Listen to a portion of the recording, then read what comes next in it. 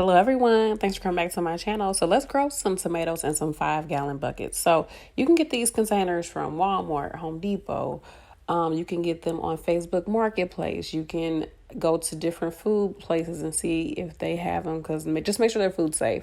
I actually got this from a friend. She sells pickles and she always buys big old buckets of pickles, and so she gave me her containers. Anywho, what I'm starting off with is I'm going to be using some potting soil. Make sure it's potting soil, and I'm mixing it with something called sphagnum peat moss. That helps to stretch out your potting soil. It basically doubles it. I'm just mixing that up in my containers before I add them into the 5-gallon buckets, and I'm also adding bone meal as well as earthworm castings. This is your time to add any of your plant food, all of that jazz. And then just to give myself, some space to not have to put so much soil, and to help with drainage, I'm actually going to be putting some straw at the bottom of my containers. This is completely optional. You can also use mulch. I've seen people put like plastic bags, plastic bottles, things like that. I just use mulch because it's like biodegradable, right? And it's pretty easy and it's very inexpensive. So I have some chicken wire. Now you can also just use tomato cages, but I happen to have some chicken wire and I just cut it to fit the bucket. And then to secure it, I went ahead and I used a dollar store skewer, like weaved it through the chicken wire on the ends to help the ends to close. If that makes any sense, let me know. So I just transferred that dirt that we had into this container with the chicken wire cage on it. Now, I will say I'm glad that I put down this plastic bag. I always like to hold on to these little plastic bags. You can use them for anything, right? And you save it from going into a landfill. Because now I can go ahead and get this dirt and put it in, because it is kind of hard to get the dirt in here with this in the way, because it's like you're trying to dump it in there and it's just like falling out the holes. So it's the only thing with that. We're using the chicken wire, but the chicken wire is to me, it's cheap. It's very versatile how you can use it. If you get a tomato cage, you can pretty much use it as a tomato cage, and it's like you have to then store it. But with chicken wire, it's a lot easier to store. It's very versatile, and I got this for free in a Facebook group. I was like, hey, I need some chicken wire, like in a random comment on somebody's post, and somebody was like, hey, I got some, come pick it up. And I was like, okay. So this one is almost full. I'll probably add some more in there. And I use both of these. So it was about, I would say, it's in order to fill up a 5-gallon bucket, you need about over a quart of 1 cubic foot. Right? Is it 1 cubic foot? I'm tripping. Did I say a quart? Over 1 cubic unit, or was it by cube? Yeah, 1 cubic foot of soil. But I went ahead and mixed it with the peat moss, so that stretched it out a little bit. So definitely I would say about 2 cubic feet would fill these up pretty good, unless you're going to add some peat moss. If you add peat moss, that's basically doubles what you have. And I didn't even put that much peat moss in here, so it really could have stretched it a little bit more. I could pretty much keep it at that level, but I'm going to be putting tomatoes in here, and they need soil and nutrients and all that jazz. So I'm going to just go in here and just kind of hand fill it up, and then I'm going to add in I have some bone meal, and I'm going to add a little bit more earthworm castings on the top of the soil, so that because if you put it all throughout the whole thing, yes, it's going to give nutrients to your plants, but it's not going to give those roots exactly what they need right away, because the roots don't go all the way down throughout the container yet. So I'm going to put it in that top part of the soil first. So this is what we have. Let me show you. Me planting these tomatoes, which they are ready. You can look at the leaves. They start getting all silvery, kind of copper looking. That means that they need some nutrients, baby. So that's that. And then I also have another tomato plant that needs some love and affection. And then I'm going to also put in some marigolds in there along with the tomatoes. So I'm excited. And then we're going to go ahead and put this squash into those laundry basket containers. Let me just show y'all how much of my damn yard I'm using. Y'all know I live in a townhouse, right? This is how much of my back patio I'm using. If you have a big gardening project, I suggest you do it like after people from the leasing office have left. And I like to do it like during the weekend, like on Friday, Saturday, and Sunday. Oh, you know the weekends. What am I talking about? But yeah, do it like on a Friday and the weekends because nobody is here. And it's just like, you can just be out here free frolicking and nobody's like, hey, you might want to put everything back on your porch. You got a little too much stuff out here. Nobody ever says anything to me, but you know, I don't want them to start thinking they got something to say to me. So I do all of my big crazy stuff over the weekends. And as you can see, I got a bunch of stuff out here. Yeah, this is kind of overwhelming how much stuff I have. It's a bit crazy. Yeah, it's a bit crazy. But we're getting it together. We're growing our own food and, you know, growing what we eat. Being sustainable. We're saving the earth. Oh, look at the little rabbit.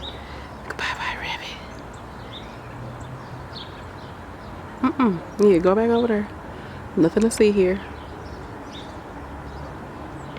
I'm gonna go ahead and water these plants and get them in these containers. These first, so it's easier to separate, easier to get them out the container.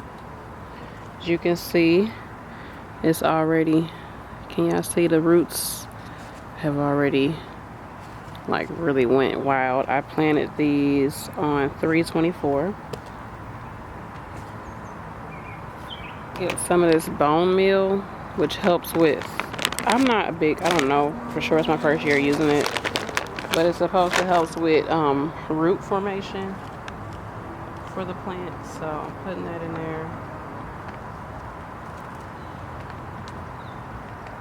I'm definitely not measuring it. I'm just throwing it in there. Why not? I'm putting in some more worm casting right on the top.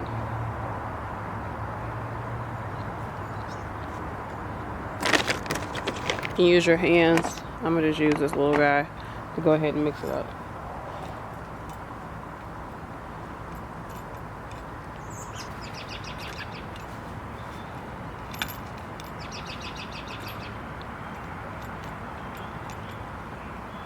Use your hands to get all of that energy up in there.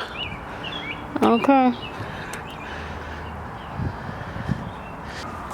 Now I'm gonna go ahead and get my marigold. I need to water it so I can get it out of here easily, but I had 2 in one little pod. She's watered. Just kind of pushing it through. Still dry, y'all. Sit down for me. Okay, so this is how I'm separating it. Just gently allowing it to come through, and that kind of happened pretty quickly, but there you go. It's gonna do good. I'm gonna put it down into the ground till about right here. You see, these were probably its first leaves that popped up when it came out of its seed, so I'm gonna go above that and plant it down to about right here in my dirt.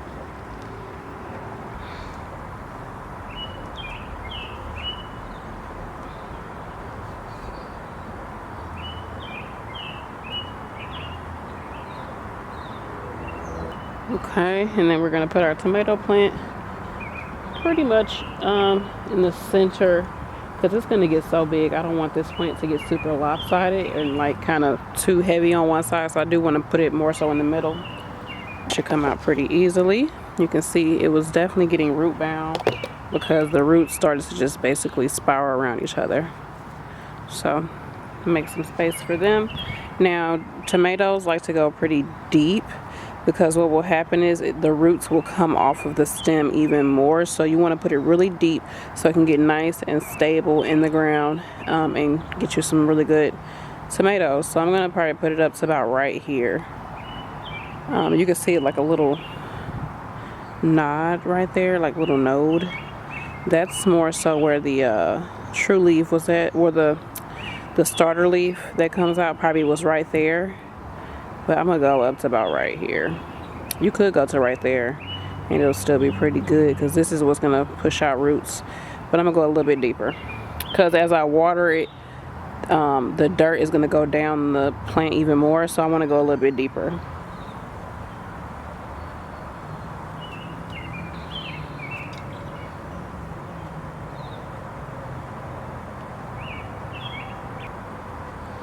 And then all I'm doing right now is gonna go ahead and, did I even go that deep as I wanted it to go? You know what? I think I can go a little bit deeper than that, honestly. Let's see. Just gonna scoop it back up. So, I'm gonna go ahead and push that down. Get it in there. And then you do what the gardening folks call watering it in. So, you just go ahead. I really didn't want to get the leaves wet, but it is what it is. I'm gonna just give it a nice drink of water and let it all seep down.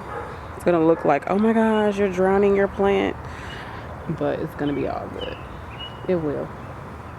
I probably could have put my mulch down first, but I'm just using this straw.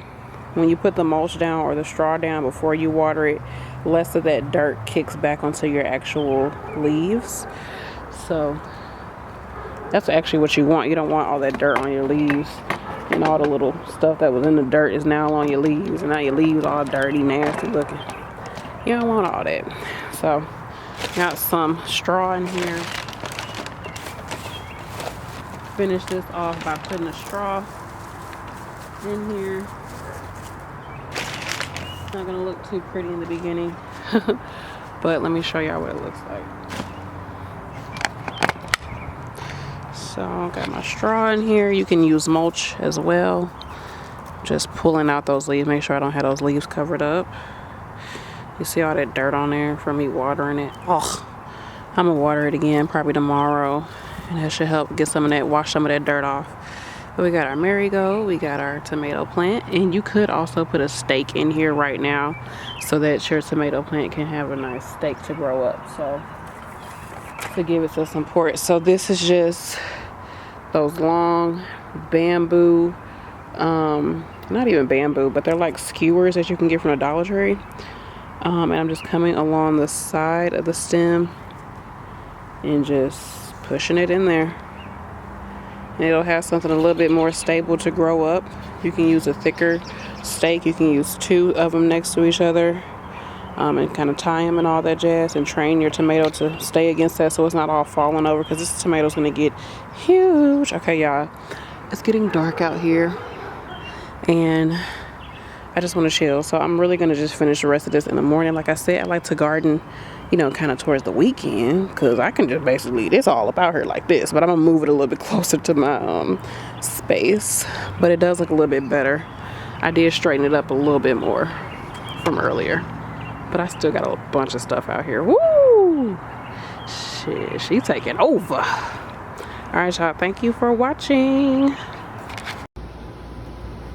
So this is my tomato plants. I don't feel like pulling it out so y'all can see just how big it is, but it's huge. I got one right there, one right there. These 2 are from another video that I'm posting, but I basically got it from another plant. I got one right here that's huge. It's not producing any fruit though. I think I have to do this method where you use like a electric toothbrush to help with pollination. This one isn't producing any fruit right now. This is store bought, so we'll see how it does. But these, it's still early in the season though, yeah.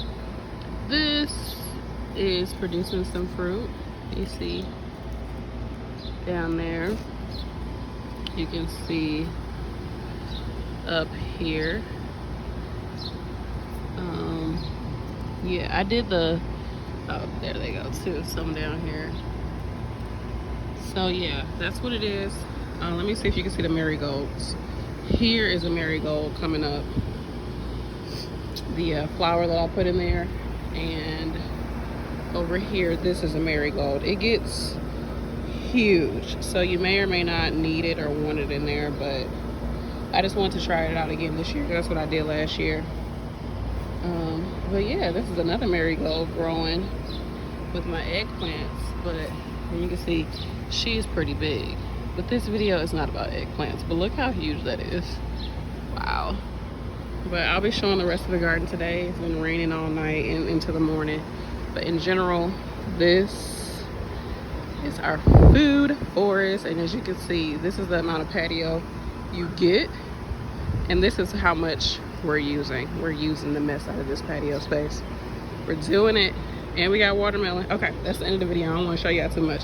But yeah, that is our tomato plant. You can grow tomatoes in 5-gallon buckets. This one does have the cage on it. It's just the cage. I cut the cage off of this one because I was like, it's just getting too big. And now it's all the way over. Like, I'm gonna have to get a stake or something, or maybe put another cage in there, because it's just impending on my other plants. So that's that.